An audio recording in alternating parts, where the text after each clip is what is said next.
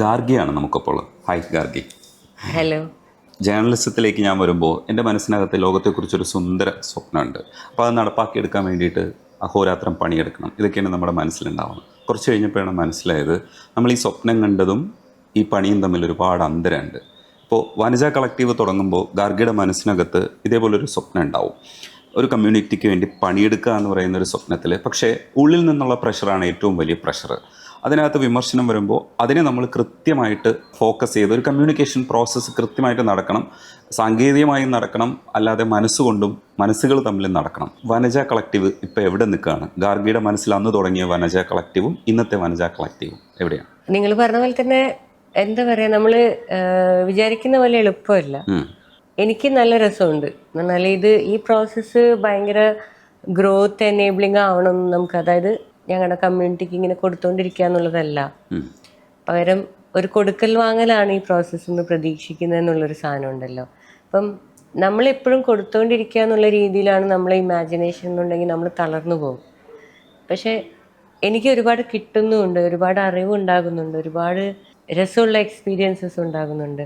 ഈ പ്രോസസ്സിൽ ഭയങ്കര ഹാപ്പിയാണ്. പേഴ്സണൽ റിലേഷൻഷിപ്പിൽ ഈ പ്രണയവും ബ്രേക്കപ്പും ഒക്കെ സംഭവിക്കുമ്പോൾ തന്നെ അറ്റാക്ക് വരും.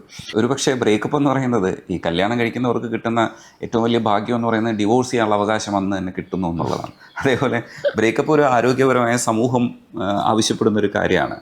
എങ്ങനെ ബ്രേക്കപ്പ് ചെയ്യണമെന്നതിനെ സംബന്ധിച്ച് മാത്രമാണ് നമുക്ക് ആശങ്കയുള്ളത്. ബ്രേക്കപ്പ് വളരെ ജനാധിപത്യപരമായ ഒരു അവകാശം മാത്രമാണ്. പക്ഷേ ഈ ബ്രേക്കപ്പ് ചെയ്യുമ്പോൾ പലപ്പോഴും ഗാർഗിക്ക് നേരിടേണ്ടി വരുന്നത് അറ്റാക്കാണ്. അതെന്താണ്? ആ ബ്രേക്കപ്പ് ശരിയായ രീതിയിലല്ലേ നടക്കുന്നത്? ഒരു ADHD എന്ന് പറയുന്ന ഒരു ഡിസബിലിറ്റി ഉള്ള മനുഷ്യനാണ്.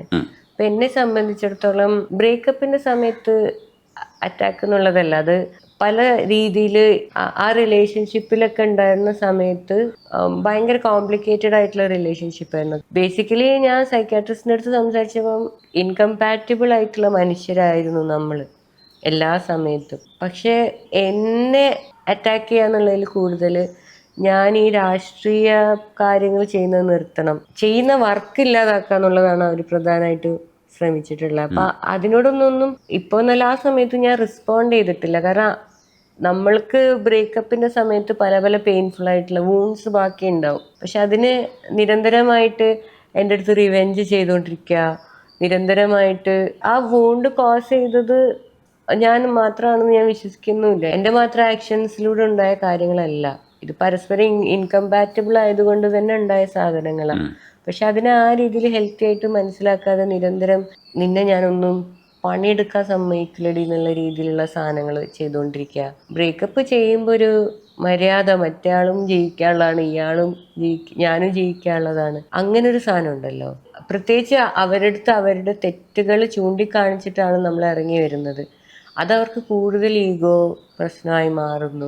അപ്പൊ ആ തെറ്റ് അവർ ചെയ്തിട്ടില്ല എന്ന് കാണിക്കാൻ വേണ്ടിയിട്ട് അവർ വീണ്ടും വേറെ കുറെ ആൾക്കാരെ സംഘടിപ്പിക്കുന്നു. പക്ഷെ എന്റെ പ്രശ്നം, അവർ തെറ്റ് ചെയ്തിട്ടുണ്ടെങ്കിൽ ഇല്ലെങ്കിലൊന്നും എന്റെ പ്രശ്നമല്ല, അത് അവർക്ക് മനസ്സിലായെങ്കിൽ അവർക്ക് കൊള്ളാം. എന്നെ ബോധിപ്പിക്കേണ്ട കാര്യങ്ങളൊന്നുമല്ല. ഒരാളെ കാണണമെന്ന് ആഗ്രഹിക്കലായിരിക്കും നമുക്ക് അയാളോട് ഇഷ്ടമുണ്ടെന്ന് നമുക്ക് തോന്നി തുടങ്ങാം.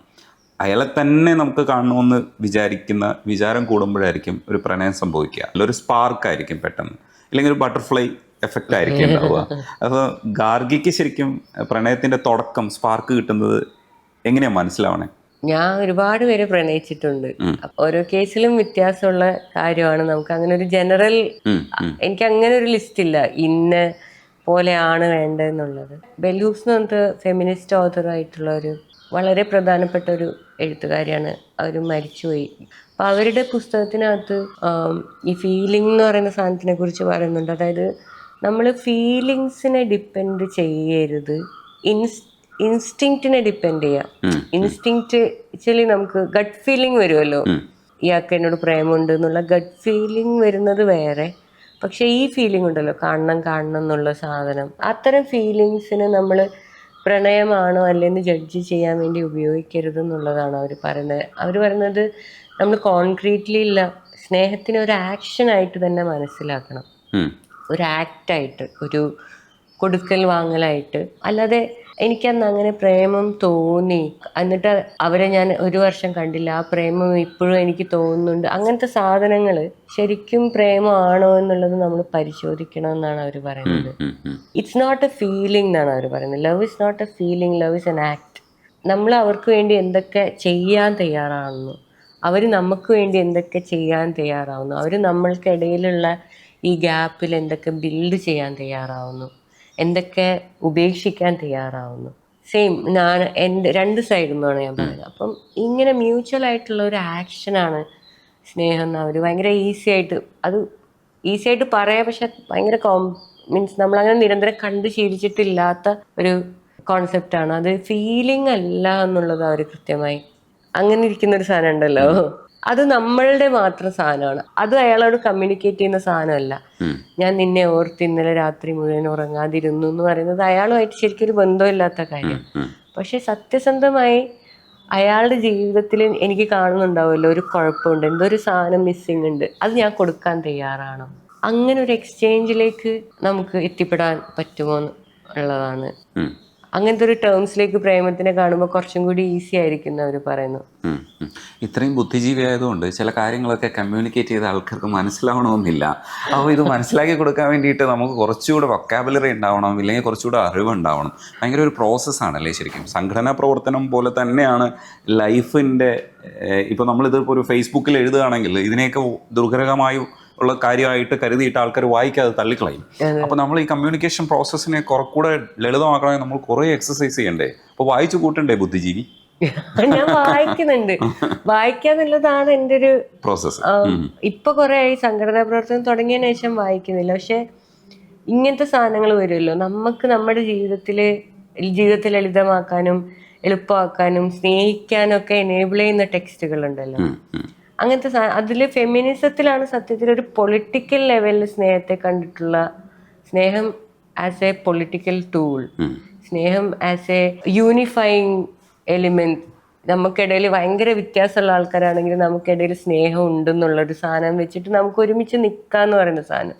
അപ്പം ഇതിനെക്കുറിച്ച് ഏറ്റവും കൂടുതൽ എഴുതപ്പെട്ടിട്ടുള്ള ഫെമിനിസത്തിലെന്നാണ് ഞാൻ മനസ്സിലാക്കുന്നത്. മീൻസ് പഴയ റിലീജിയസ് ഫിലോസഫീൻ്റെ കാര്യമൊന്നുമല്ല ഞാൻ പറയുന്നത്. ഇപ്പോൾ കമ്മ്യൂണിസം അല്ലെങ്കിൽ അതേപോലെ ഇതൊക്കെ ഒരുമിച്ചാണ് നിൽക്കേണ്ട സാധനങ്ങളാട്ടോ.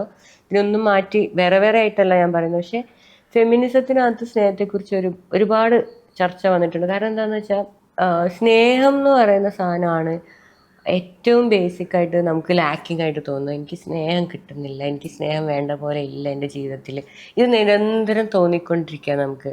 അപ്പം ഇത്രയും ആൾക്കാർ, ഇത്രയും സ്നേഹത്തിന് അർഹതയുള്ള ആൾക്കാർ നമുക്ക് ചുറ്റിലും ഉണ്ടായിട്ടും എന്തുകൊണ്ട് നമുക്ക് നിരന്തരം ഇത് തോന്നുന്നു എന്നുള്ളൊരു കാര്യമുണ്ടല്ലോ. ഈ തോന്നലിനെ ആണ് നമ്മൾ അതിനെ ഫിലോസഫൈസ് ചെയ്യുമ്പോൾ അതൊക്കെ തന്നെയാണ് ഈ തന്തവാഴ്ച എന്ന് പറയുന്നത്. തന്തവാഴ്ചയാണ് നമുക്ക് ഈ ഫീലിംഗ് തരുന്നത്, ഞാൻ പോരാ, ഞാൻ അത്ര നല്ല ആളല്ല, നമ്മൾ നിരന്തരം. അപ്പം സത്യത്തിൽ ഞാൻ പറയുന്ന കാര്യങ്ങൾ ഭയങ്കര ടഫായിട്ട് എനിക്ക് തോന്നുന്നേ ഇല്ല. ഞാൻ സ്നേഹത്തെക്കുറിച്ചാണ് സംസാരിക്കുന്നത്. സ്നേഹം എന്ന് പറഞ്ഞു കഴിഞ്ഞാൽ എല്ലാവർക്കും വേണം, ഇത് വേണ്ടാത്ത ഒരാളും ഈ ഭൂമിയിലില്ല. തന്തവാഴ്ച എന്ന് പറയുമ്പോഴേക്കും തുടങ്ങി, അങ്ങനെയാണ് ജനത്തിൻ്റെ ആറ്റിറ്റ്യൂഡ്. നമ്മളെന്തോ അവർക്ക് മനസ്സിലാവാത്ത കാര്യം. പക്ഷെ സത്യത്തിൽ ഇത് മനസ്സിലാക്കിയാൽ നമ്മളെ ഓരോരുത്തർക്കും ഗുണമുള്ള കാര്യമാണ് ഞാൻ പറയുന്നതെന്ന് തന്നെയാണ് ഞാൻ വിശ്വസിക്കുന്നത്.